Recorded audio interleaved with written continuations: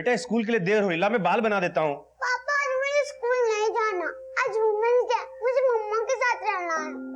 पर मम्मी तुम्हारे एग्जाम शुरू होने वाले हैं ना, तो आज आप स्कूल चले जाओ, जब आप शाम को आओगे ना तब हम पार्टी करेंगे। और मैं ना आपके लिए प्रिंसेस वाली ड्रेस भी लाके रखूंगी।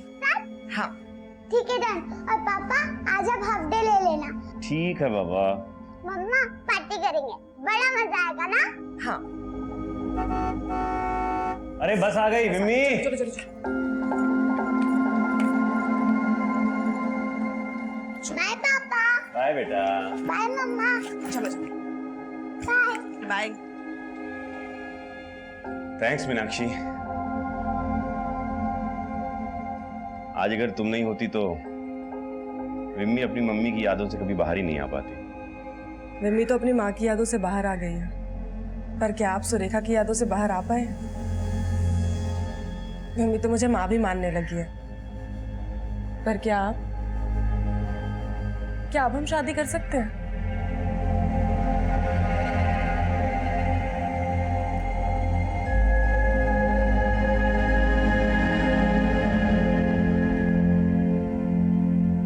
मुझे पता नहीं था कि वो कमीना मेरे साथ ऐसा करेगा। हेतल, तुम यहाँ क्या कर रही हो? और एम्बुलेंस ड्यूटी पर क्यों नहीं गई अब तक? वो मैं बस अभी जा ही रही थी सर।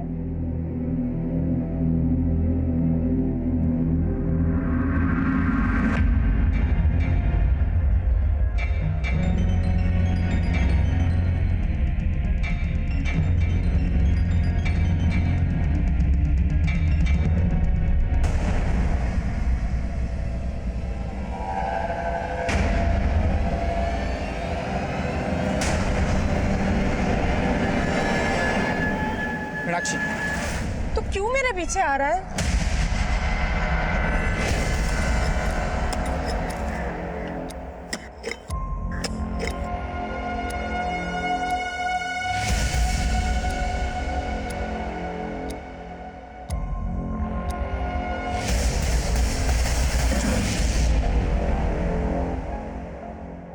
तो आज टीचर ने क्या पढ़ाया स्कूल में? आज स्कूल में मिलते इंडिपेंडेंस डे का ऐसे पढ़ाया। अच्छा तो बताओ फिर क्या मतलब होता है आजादी का? आजादी का मतलब? आजादी का मतलब सबको बराबर समझना, जियो और जीने दो। पापा हाँ। मम्मी ने मेरे लिए परी वाला ड्रेस लाया। अरे वो तो मम्मी का सरप्राइज है।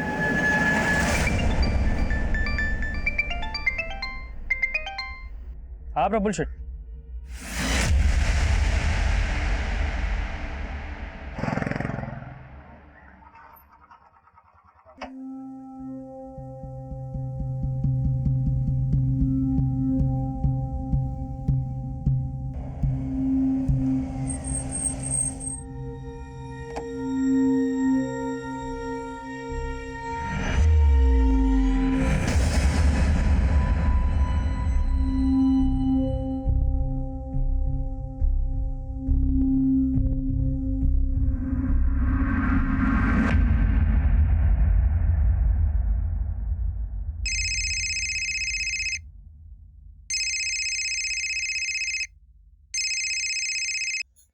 हाँ जीवन भाई, केम छो?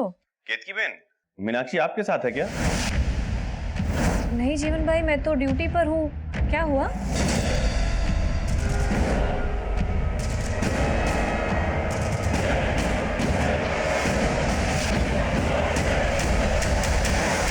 ये मीनाक्षी साहब, मेरी बीवी।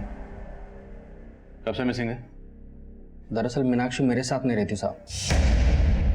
मतलब आपकी बीवी आपके साथ नहीं रहती तो किसके साथ रहती है? वो जीवन के साथ रहती है। कौन जीवन? वो जीवन लवर है उसका साहब।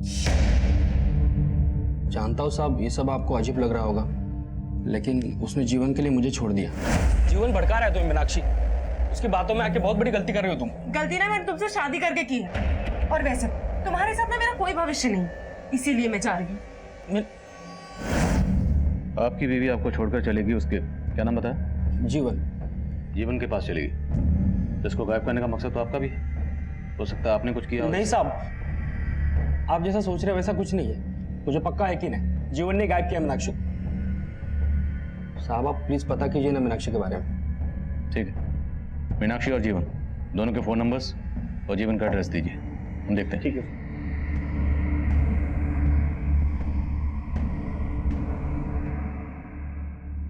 पापा, मम्मा कहाँ है? आप अकेले क्यों आए? बेटा,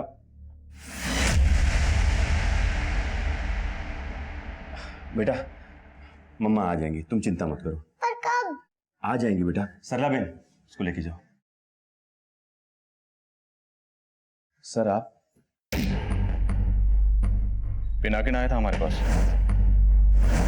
उसका कहना है कि उसकी बीवी मीनाक्षी तुम्हारे साथ रहती है और अब तुमने उसको गायब कर दिया। मैंने? अरे कैसी बात कर रहे हैं सर, मैं एक समाज सेवक हूं और आधा उधना जानता है कि पिनाकिन मीनाक्षी के साथ कैसे बर्ताव करता था। सर कोई 6 महीने पहले मीनाक्षी हमारे एनजीओ में आई थी। मीनाक्षी डोमेस्टिक वायलेंस की शिकार थी। पिनाकिन न सिर्फ उसको मारता था बल्कि उसके दूसरी औरतों के साथ संबंध भी थे। मीनाक्षी ने ये सब मुझे बताया था। तब मीनाक्षी के पेरेंट्स भी गुजर चुके थे, इसलिए मैंने उसे आसरा दिया, लेकिन पिनाकिन को यह बर्दाश्त नहीं हुआ। मम्मा मैं इधर हूँ। किधर? इधर हूँ मम्मा, इधर इधर इधर हूँ, इधर हूँ। किधर? मैं इधर हूँ, इधर इधर हूँ। वाह, सुपर। खुद के बच्चे पैदा नहीं किए, दूसरों के पालने लगे तू। पिनाकी तुम जाओ यहाँ से। तुझे साथ लेके जाऊंगा, चल चल। बीबी हमारी। हटो हटो, क्या छोड़ उसका। तू मेरे को मारो। छोड़ूंगा नहीं तुम दोनों को। अब तो मुझे पक्का लग रहा है सर कि उसने बदला लेने के लिए ही पहले मीनाक्षी को गायब किया और अब मुझ पर झूठा आरोप लगा रहा है। पर ये तो सच है ना कि मीनाक्षी अभी भी कानूनी तौर पर पिनाकिन की बीवी। तुम्हारा उससे क्या रिश्ता? और जब हम यहाँ आए तो तुम्हारी बेटी मम्मी मम्मी बोली थी। किसकी बात कर रही थी? मीनाक्षी की? हाँ सर, वो मेरी बीवी सुरेखा की मौत के बाद बिम्मी काफी अकेली पड़ गई थी और मीनाक्षी के हमारे घर में रहने के दौरान वो उसके काफी क्लोज आ गई थी। किसके, बिम्मी के या तुम्हारे भी? नहीं सर, मेरा और मीनाक्षी का रिश्ता दोस्ती का है। मीनाक्षी को आखिरी बार कब देखा था? उसकी एक फ्रेंड ने बताया कि वो हॉस्पिटल गई थी। हॉस्पिटल? वो मीनाक्षी को सर बैक पेन की प्रॉब्लम थी और मेदनी सिटी से उसका इलाज चल रहा था। मैं गया था सर हॉस्पिटल, लेकिन वहां उन लोगों ने बताया कि वो वहां पहुंची ही नहीं थी।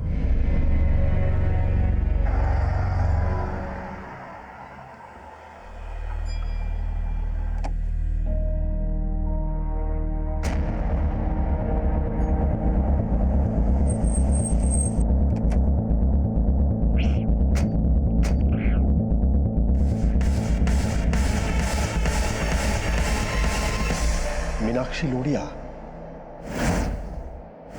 हाँ हाँ, मीनाक्षी लोढ़िया। उसे तो बैक एक है और मैं ही उसे ट्रीट कर रहा हूँ, लेकिन आज वो वाकई में यहाँ नहीं आई। अगर मीनाक्षी वाकई हॉस्पिटल में आई थी तो जाहिर सी बात है तो उसके साथ जो भी हुआ होगा, घर से लेके इस हॉस्पिटल के बीच के रास्ते में कहीं कुछ हुआ होगा। जय सर। आसपास पता करो, अगर कोई सीसीटीवी है तो उसकी फुटेज निकलो। Yes sir. एक मिनट सर, इस मीनाक्षी का मिसिंग केस मुझे एक दूसरे केस की याद दिला रहा है। कौन सा केस? सर, मीनाक्षी की तरह नीलिजा का मिसिंग केस भी उसके पति हरि ने ही फाइल किया था। ये उसका फोटो। और तब हरि ने भी यही बोला था कि नीलिजा आखिरी बार मेडनी सिटी हॉस्पिटल गई थी। सर, नीलिजा को अस्थमा की प्रॉब्लम थी और डॉक्टर नरसिम्हा ही उसका इलाज कर रहे थे। और जब हमने डॉक्टर नरसिम्हा से उसके बारे में पूछताछ की तो उन्होंने यही कहा जो उन्होंने अभी मीनाक्षी के लिए बोला। तो डॉक्टर नरसिम्हा के खिलाफ उस वक्त कुछ मिला था? नहीं सर, उनके खिलाफ तो कुछ नहीं मिला, लेकिन कंप्लेन लिखवाने के अगले ही दिन नीलिजा का पति हरि हमारे पास वापस आया। साहब, आज मैंने घर की अलमारी खोली तो मालूम चला कि नीलिजा के सारे गहने और 25,000 रुपये गायब थे। तो तुम्हें लग रहा है नीलिजा के साथ किसी ने घर से पैसे और गहने भी गायब किए? साहब, मैंने पहले नहीं बताया था, लेकिन नीलिजा का शायद किसी से पक्का चक्कर चल रहा था। वो तो मेरे पास आने से परहेज करती थी। सर, हमने नीलिजा के अफेयर के एंगल को भी खंगाला, लेकिन कुछ सामने नहीं आया। पर सर, नीलिजा गृह उद्योग भवन में काम करती थी और पता चला है कि वहाँ का मैनेजर बड़ा रंगीन मिजाज का है, फंटूस नाम है। लेकिन सर, फंटूस के खिलाफ भी कुछ नहीं मिला, लेकिन पता चला कि नीलिजा का पति हरि भी उसे बहुत पीटा करता था। हमने हरी से भी पूछताछ की लेकिन कुछ हाथ नहीं लगा सका। लेकिन नीलिजा की सहेली केतकी ने बताया कि नीलिजा ने अपने पति से तंग आकर उससे अलग होने का फैसला कर लिया। पूछो मत केतकी बहन, जी में आता है घर बार पति संसार सब छोड़ के कहीं उड़ जाऊं। सर काफी छानबीन के बाद भी नीलिजा की कहीं से कोई लीड नहीं मिली और तब से केस अनसॉल्व। मीनाक्षी और नीलिजा के केस में सिर्फ ये हॉस्पिटल कॉमन नहीं है। मीनाक्षी की तरह नीलिजा भी अपने पति की मारपीट का शिकार थी। क्या नीलिजा ने उस वक्त जीवन की अंजी की मदद ली थी? नहीं सर, ऐसा कुछ तो सामने नहीं है। और दोनों केसेस में काफी सिमिलरिटीज हैं।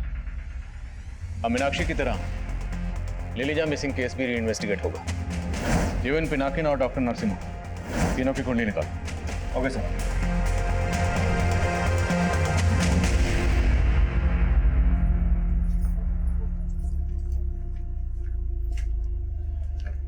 जिग्ना, अब सुन,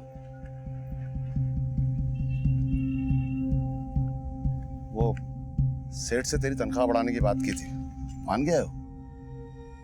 तू मेरी तनख्वाह क्यों बढ़वा रहा है इसका अंदाजा है मुझे। भला चाहता हूं मैं तेरा। इतनी छोटी उम्र में तेरा पति मर गया है, हमदर्द हूं मैं तेरा। हमदर्द बनके तूने कितनों को दर्द दिए हैं सब पता है मुझे।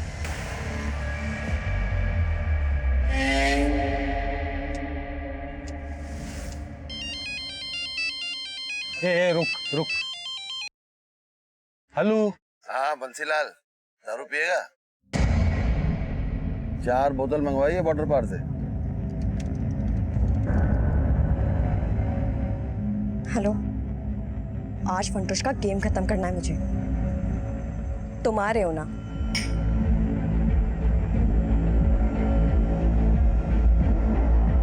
रोज ऐसे ही मजा दूंगा, दारू के अलावा तेरा और जुगाड़ करूंगा। लेकिन तुझे मेरा एक काम करना होगा। कौन सा काम?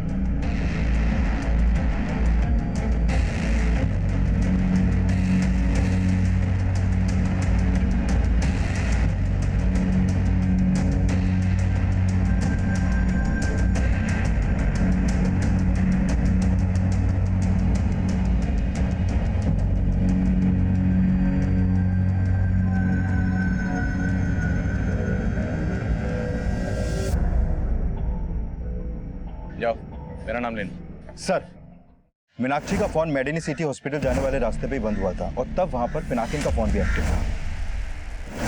और पूछताछ में पता चला है कि पिनाकिन कल उसी हॉस्पिटल जाने वाले रास्ते पर मीनाक्षी के साथ देखा गया था। मीनाक्षी, तो क्यों मेरे पीछे आ रहा है? अब मैं तुम्हें भागने नहीं दूंगा मीनाक्षी। तू भागने नहीं देगा? सर, उन दोनों को वहां पर एक दुकानदार ने देखा था और मैंने उस दुकानदार से पूछताछ की। सर, पिनाकिन घर पर नहीं है, लेकिन वो प्रफुल्ल के लिए काम करता है, वो वहीं पर होगा। प्रफुल्ल सेठ, ये 15,000 का हिसाब ही नहीं मिल रहा है और वो संजय आजकल करके टाल देता है। इस संजय को बोल मुझसे आके मिले। ठीक है सर।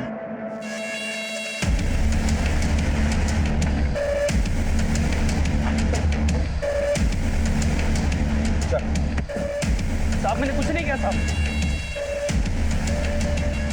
इसलिए तो अपनी बीवी की मिसिंग कंप्लेंट लिखवाने आया था, क्योंकि तो खुद उसे गायब करने में शामिल है। नहीं साहब, मानता हूँ कि कल मीनाक्षी को मेडिन सिटी के पास में मिला था। मिला था और तेरा झगड़ा भी हुआ था मीनाक्षी के साथ। साहब, हमारे झगड़े की वजह है जीवन। मैं तो उसको रोजाना मिलके घर वापस लाने के लिए मनाता रहता हूँ और कल भी मैं यही चाहता था।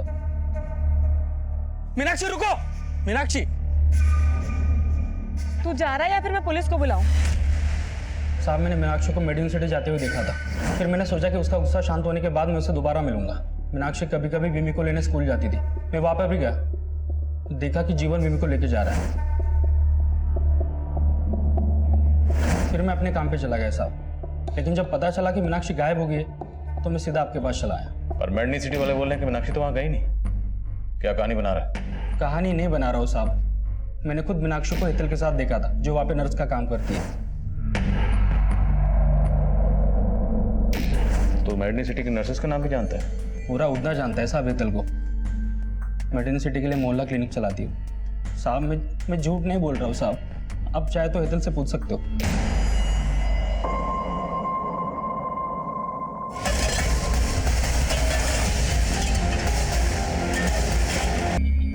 देखिए, आपको कोई गलत फहमी हो रही है। कोई गलतफहमी नहीं। मीनाक्षी को आखिरी बार आपकी नर्स हेतल के साथ देखा गया था। आप झूठ कह रहे हैं, सच। पता चल जाएगा। बुला हेतल को। पर आज तो वो ड्यूटी पर नहीं आई। नंबर हेतल का।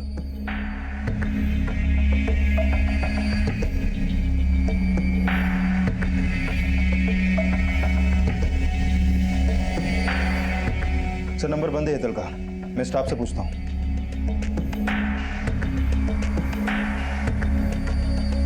सर हेतल कल एम्बुलेंस ड्यूटी पे हमारे साथ ही थी और शाम को वहीं से वो अपने घर चली गई।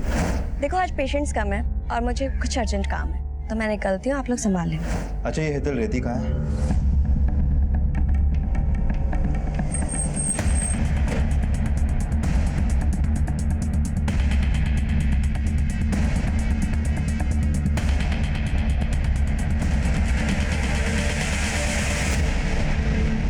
हाँ सर, हेतल को यहाँ काफ़ी लोग जानते थे क्योंकि वो मेडनी सिटी के लिए कई गरीब पेशेंट्स की मदद करती थी। पर मीनाक्षी के साथ। हाँ पटेल बोलो। सर हेतल के घर से नीलिजा की मेडिकल रिपोर्ट मिली है और इस रिपोर्ट के मुताबिक नीलिजा HIV पॉजिटिव है। HIV?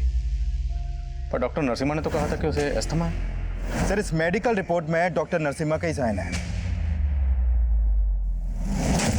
सर नीलिजा को अस्थमा ही था, HIV नहीं।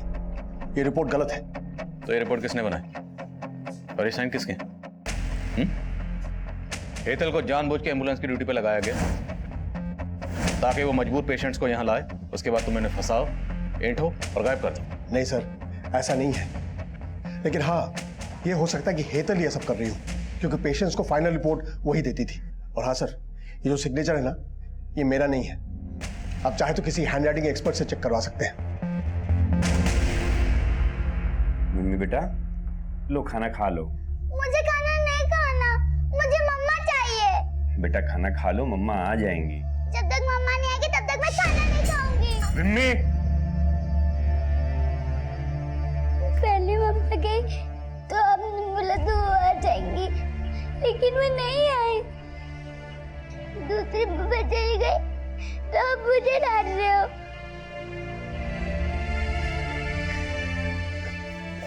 मम्मा मुझे छोड़ के चली गई।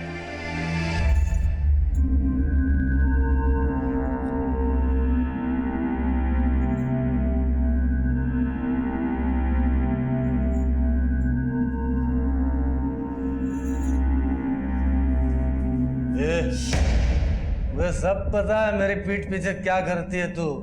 उस फंटूस ने सब बता दिया है। उसने दारू पिला दी तो उसकी बातों पर भरोसा कर लिया। कल को लालच में आके बोलोगे जा जाके उसके साथ सो जा।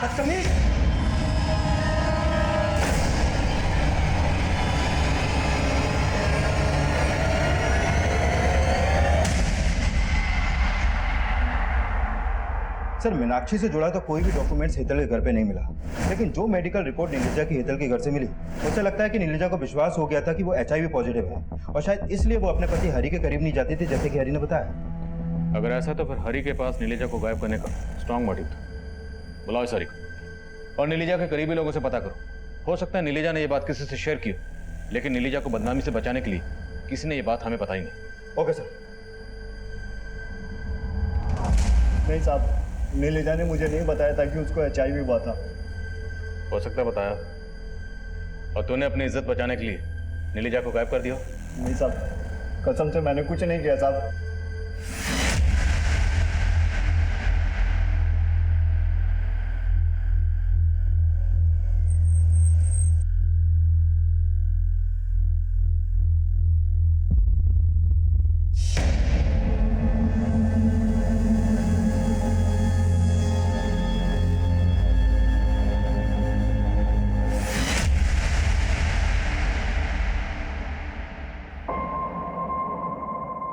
नीलिजा और जिगना गृह उद्योग में काम करती थी और वहां काम करने वाली केतकी मीनाक्षी की दोस्त थी और जिगना के गायब होने का राज इस केस को एक नए भूलभुलैया में उलझाने वाला था।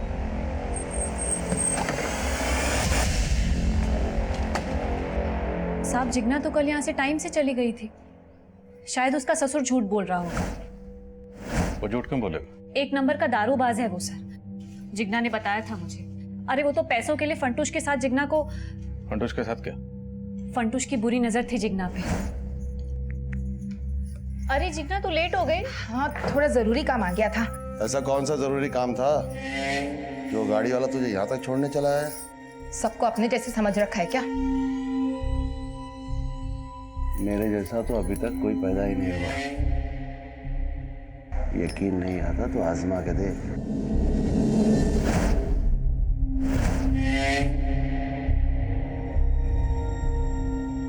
अब मेरे गुलकंद को किसी दूसरे का इंतजार है।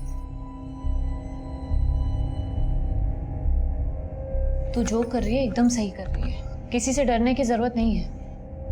मैं तेरे साथ हूँ। वो उस पर हाथ साफ करना चाहता था, इसलिए वो पैसे भी खिला रहा था उसके ससुर को।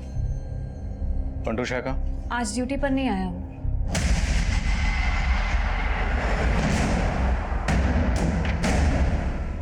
क्या फंटूश, चले? चल।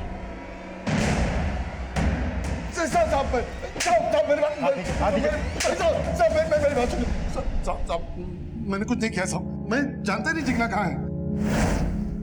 उसका तो किसी और का चक्कर था साहब। झूठ मत बोल। झूठ काहे को बोलूंगा साहब? आप उसके ससुर से पूछ लो। वो तो वही बोलेगा ना जो तूने उसे पढ़ाया होगा। साहब मैं इतना गया गुजरा नहीं हूँ कि उस फंटूश के लालच में अपनी बहू की इज्जत का सौदा कर दूंगा। जिग्ना को भी यही गलतफहमी हो गई थी। देखो अगर झूठ बोला तो? नहीं साहब झूठ नहीं बोल रहा हूँ, सच तो यह है कि जिग्ना बहुत बदल गई थी। जरूर कोई था उसकी जिंदगी में जिससे वो मिलने जाती थी। सर फंटूश और बंसीलाल दोनों यही बोल रहे हैं कि जिग्ना का किसी के साथ अफेयर था। हाँ सर। सर कहीं इस जिग्ना के गायब होने का भी नीलिजा और मीनाक्षी से कोई कनेक्शन तो नहीं है? अभी तक हम यही मानकर चल रहे थे कि इन दोनों को गायब करने के पीछे हेतल का हाथ होगा। सर फंटूश के मोबाइल में हेतल का एक वीडियो मिला है। साहब मैं मानता हूँ साहब कि मैं हेतल को ब्लैकमेल कर रहा था साहब। मैं गुलकंद नहीं खाती। ऐसे कैसे नहीं खाती? जब कह रहा हूँ ना, हाँ आप टेस्ट करो, बहुत अच्छा होता, खाओ। नहीं। अरे थोड़ा सा तो खाओ।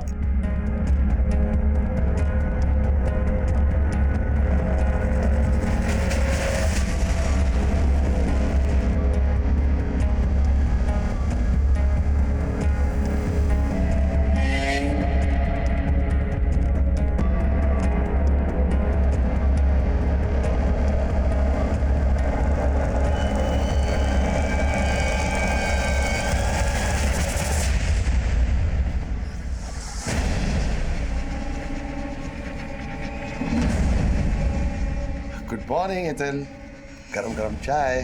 फंटूश तुमने बिल्कुल भी ठीक नहीं किया। जो कुछ भी हुआ है हम दोनों की मर्जी से हुआ है। हाँ। अरे ये देखो ये फूल देखो, ये हम दोनों ने मिलकर सजाया था। अब हमारा रिश्ता इतना पक्का हो गया कि अब ना तुम्हें गुलाब देने की जरूरत पड़ेगी और ना गुलकंद की नानी। लेकिन ना उसको गायब करने में मेरा हाथ है और ना ही जिग्ना को साहब। तूने सिर्फ इन दोनों को नहीं, नीलिजा और मीनाक्षी को भी गायब किया। नहीं साहब, मैंने कुछ नहीं किया साहब। सर जिग्ना का फोन महसाना में एक्टिव हुआ है।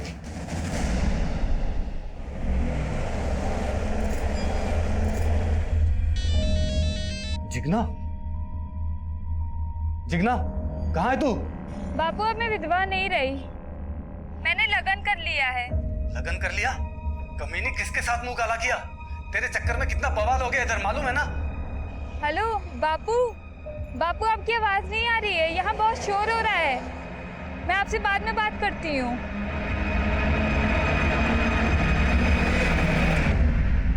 बैकग्राउंड में इतना शोरगुल है, इतने इमेज में कॉल करना, मुझे लगता है जिग्ना ये कॉल जरूर हमें गुमराह करने के लिए किया गया।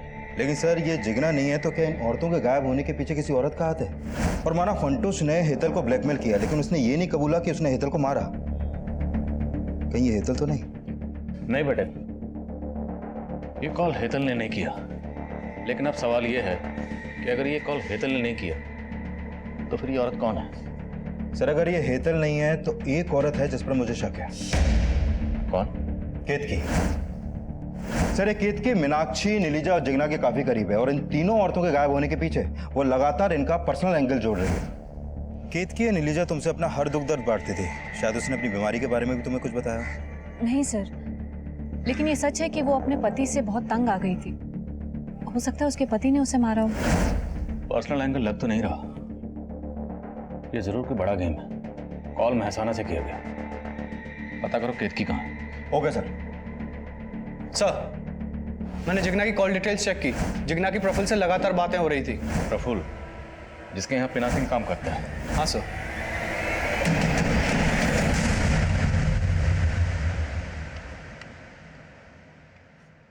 हेलो मम्मा, अब घर कब आए हो? मैं आपको बहुत मिस कर रही हूँ। मम्मा, आप प्लीज घर आ जाओ। मैं आपसे प्रॉमिस करती हूँ, मैं आपको तंग नहीं करूँगी। आप कुछ ये बोल क्यों नहीं रहे हो मम्मा? मम्मा, हेलो मम्मा, कुछ बोलो ना। पापा, मम्मा फोन नहीं उठा रही हैं।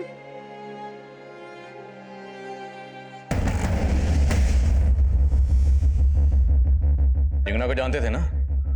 हाँ सर, जिग्ना मुझसे मिल रही थी। दरअसल वो अपनी जमीन मुझे बेचना चाहती थी और कल ही हमारी डील हुई थी। सर, जमीन जिग्ना के पति के नाम पर थी।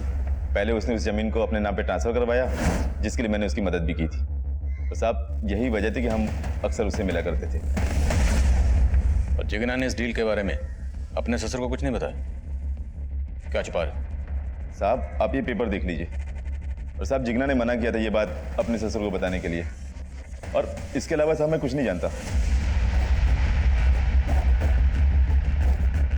ये प्रफुल्ल कुछ ठीक नहीं लग रहा। पिनाकिन भी इसके लिए काम करता है। हो सकता है दोनों मिलकर औरतों को गायब कर रहे हो। पता करो केतकी का इनसे क्या कनेक्शन है। साहब, आपको मेरे बारे में कोई गलत फहमी हो रही है। हाँ, ये आप सही सोच रहे हो कि वो कॉल जिग्ना ने नहीं किया होगा। जरूर कोई साजिश कर रहा है साहब। क्या पता तुम भी इस साजिश में शामिल हो? क्या साहब, मैं यहाँ हूँ और आप सोच रहे हैं कि महसाना से मैं... तुमने नहीं किया तो हो सकता है केतकी वो कॉल तुमने किसी और से करवाया हो। मैंने ऐसा कुछ किया ही नहीं है साहब।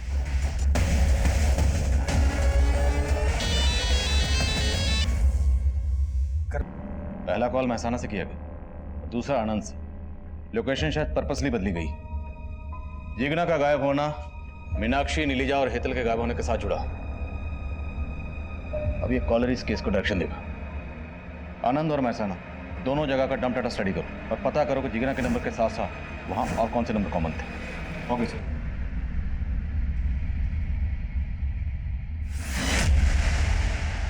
दोनों एरियाज के डंप डाटा को चेक करने के साथ साथ हमने इन औरतों से जुड़े हर शख्स को फिर से खंगालना शुरू किया। जीवन, पिनाकिन, प्रफुल्ल, केतकी, बंसीलाल, हरी, फंटूश और डॉक्टर नरसिम्हा के अलावा 100 से ज्यादा लोगों से पूछताछ की गई। तभी डंप डाटा की छटनी में से एक कॉमन नंबर ने हमारा ध्यान अपनी ओर खींचा। सर, जिग्ना के नंबर के साथ जो कॉमन नंबर महसाना और आनंद में एक्टिव था उसका पता चल गया। वो नंबर इस संजय सिसोदिया के नाम पर रजिस्टर्ड है। सर, इस संजय जिग्ना के कॉल के बाद एक दूसरे नंबर पर कॉल करता था जो फेक आईडी से लिया गया था, और वो फेक आईडी का नंबर उधना में ही एक्टिव था। मतलब कोई उधना से ही संजय के साथ मिलकर ये खेल खेल रहा था। हाँ सर, और पिनाकिन की तरह ये संजय भी प्रफुल्ल के लिए काम करता है। पिनाकिन या प्रफुल्ल, तो हो सकता है ये सब इसमें शामिल हो। साहब बोलता हूँ साहब, मैं संजय को ठीक ठाक से जानता तक नहीं। वो प्रफुल्ल सेठ का खास आदमी साहब। साहब, संजय बस एक मेरी जमीन का केयर टेकर है। थोड़े दिन पहले उसने मुझे बोला था कि उसको अपने गांव जाना है। इसके अलावा मैं कुछ नहीं जानता साहब। गाँव कौन सा उसका? भरूच साहब। संजय तुम्हारी कौन सी जमीन का केयर टेकर है?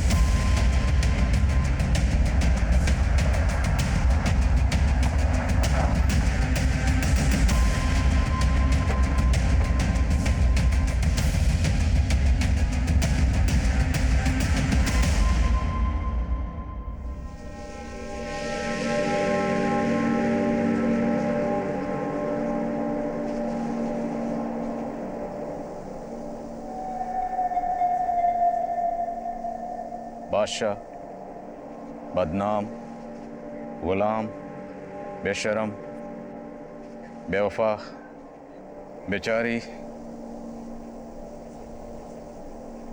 सर, पौधों के ऐसे नाम भला कोई क्यों रखेगा? ये जरूर किसी सिरफिरे का काम है। नहीं बेटे, ये नाम इन पौधों को नहीं दिए गए, ये नाम उन औरतों को दिए गए। खुदवा।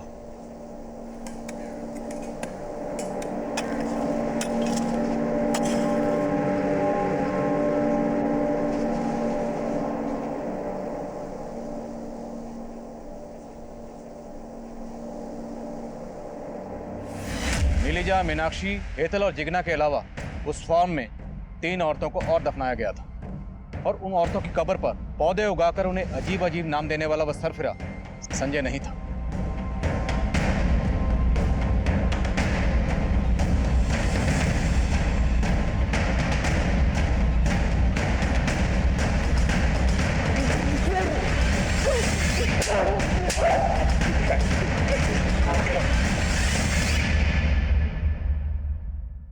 यहाँ मेरी मुलाकात हेतल से हुई, जो इलीगल तरीके से गवर्नमेंट हॉस्पिटल की मेडिसिन को बाहर सप्लाई कर रही थी। मैंने उसे पकड़ लिया था। Sir please sir, sorry sir.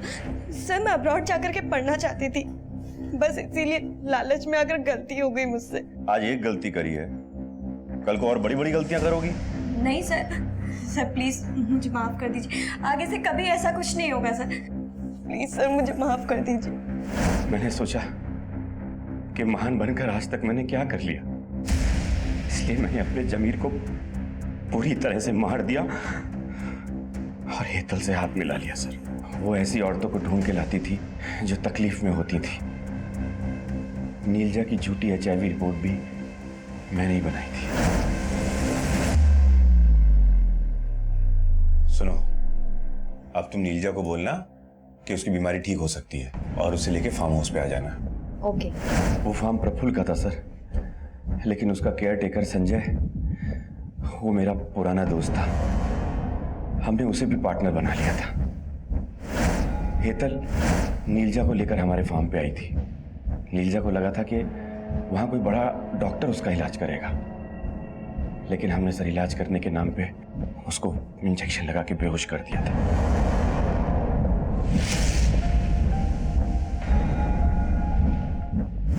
Meenakshi जब मुझसे हेल्प मांगने आई, बाय पापा, बाय बेटा, बाय मम्मा, बाय। थैंक्स मीनाक्षी। आज अगर तुम नहीं होती तो विम्मी अपनी मम्मी की यादों से कभी बाहर ही नहीं आ पाती। विम्मी तो अपनी माँ की यादों से बाहर आ गई है, पर क्या आप सुरेखा की यादों से बाहर आ पाए? विम्मी तो मुझे माँ भी मानने लगी है, पर क्या अब हम शादी कर सकते हैं? और उसके बाद मैं मीनाक्षी को गायब करके पिनाकिन को फंसाने का मौका ढूंढने लगा, और उस दिन वो मौका मिल गया सर। तुम्हारी होने वाली बीवी इधर आई हुई है और उसके पीछे पीछे पिनाकी भी। दोनों का बीच रास्ते में बहुत झगड़ा हुआ है और मीनाक्षी को मैंने अभी रिसेप्शन पे बिठाया हुआ है। मैंने हेतल से कहा कि इससे पहले वो डॉक्टर नरसिम्हा से मिले, वो उसे फार्म हाउस ले आए। आप ठीक हैं? हाँ हाँ बिल्कुल ठीक है, आओ बैठो बैठो।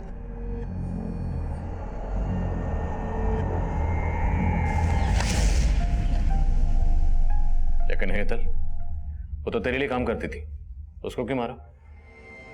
उसने फंटूज को टारगेट बनाया था, लेकिन फंटूज ढीला छावड़ा निकला। वो उल्टा उसको ही ब्लैकमेल करने लगा। तो वो मीनाक्षी के बाद फंटूज को मारना चाहती थी। मैंने उसको कुछ दिन रुकने के लिए कहा था। तुम मर्द हो इसलिए बोल रहे हो, मालूम है उसने इज्जत लूटी है मेरी। अरे तो लूटने देना, थोड़े दिन सो जा उसके साथ, बाद में हम लोग देख लेंगे उसको। तुमने समझ के रखा है मुझे? हाँ बोल।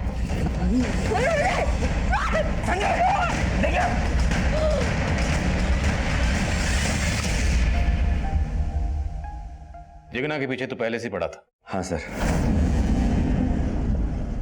अरे जिग्ना, कहाँ जा रही हो? आओ हम छोड़ देते तुमको। जी। छोड़ो मुझे, छोड़ो। जिग्ना के मरने के बाद आप बहुत हाथ पैर मार रहे थे, तो मैंने ही जिग्ना का फोन संजय को देकर भगा दिया, और मेरे ही कहने पर संजय की बीवी जिग्ना बनकर बंसीलाल को फोन करती थी। मैं शाना और आनंद से संजय मुझे अपडेट दे रहा था कि उसने अपनी बीवी से फोन करवा दिया है। मुझे नहीं लगा था कि आप लोग कभी उस फार्म हाउस तक पहुंच पाएंगे।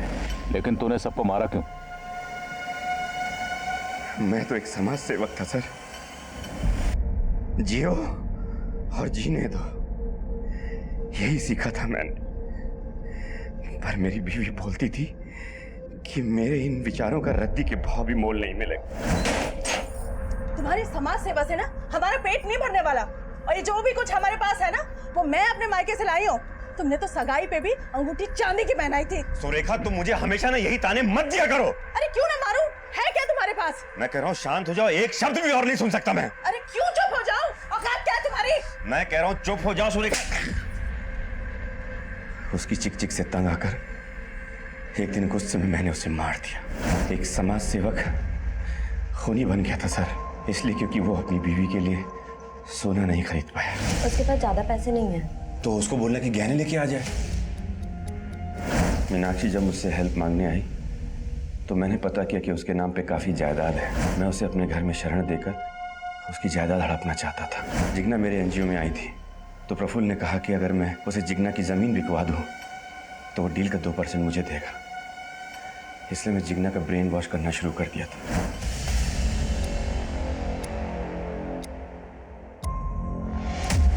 आपने सच में मेरी बेटी को अनाथ कर दिया। तुम्हारी बेटी को अनाथ हमने नहीं किया, उसको अनाथ बनाया तुमने खुद अपनी हरकतों से। मुझे माफ कर दे बेटा, उन्होंने तुम्हारी दोनों मम्मियों को छीन लिया।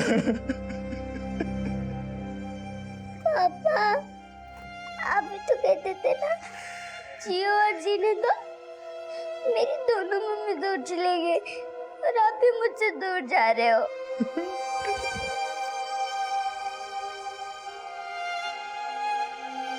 पापा, पापा मत जाओ, पापा मत जाओ, पापा मत जाओ,